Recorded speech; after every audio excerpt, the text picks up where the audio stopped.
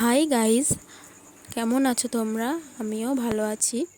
আজকে আমি তোমাদের দেখাবো ঘরোয়া পদ্ধতিতে পাস্তা রান্না। এর জন্য আমি পাস্তাগুলো সিদ্ধ করে দিয়েছি এবং এতে একটু চাপা দিয়ে এগুলো সিদ্ধ হয়ে গেছে।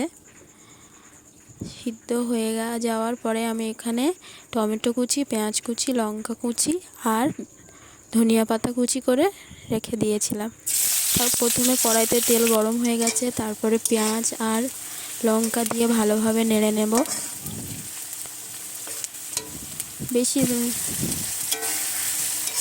তারপর এতে টমেটো কুচি আর ধনিয়া পাতা কুচিগুলো দিয়ে সুন্দর করে নেড়ে নেব। আর দিয়ে দেবো উপরে একটু লবণ, জিরা মরিচ এর গুঁড়া দিয়ে ভালোভাবে নেড়ে নেব। খুব সুন্দরভাবে নাড়বো ততক্ষণ না এই টমেটোগুলো ব্লেন্ড হয়ে যায়। তারপরে এতে একটু দিয়ে দেবো পাস্তা মশলা, দিয়ে একটু নাড়াচাড়া করে নেব। খুব সুন্দরভাবে ব্লেন্ড করতে হবে। তারপরে দিয়ে দেবো শেষে হলুদ গুঁড়ো। দেখুন কত সুন্দর কালার এসছে আর টমেটোগুলো ব্লেন্ড হয়ে গেছে অনেকটা। এরপর আমি সিদ্ধ করে রাখা পাস্তাগুলো এতে দিয়ে দেব।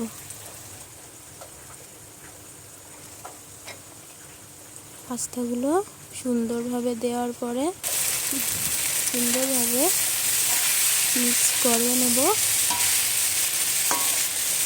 দেখুন কালারটা কত সুন্দর এসছে, খুবই সুন্দর লাগছে দেখতে, খেতেও টেস্টি হবে।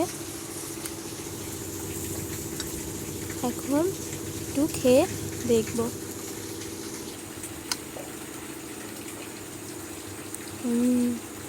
খুবই টেস্টি, তোমরাও বাড়িতে বানিয়ে দেখতে পারো। Bye bye guys.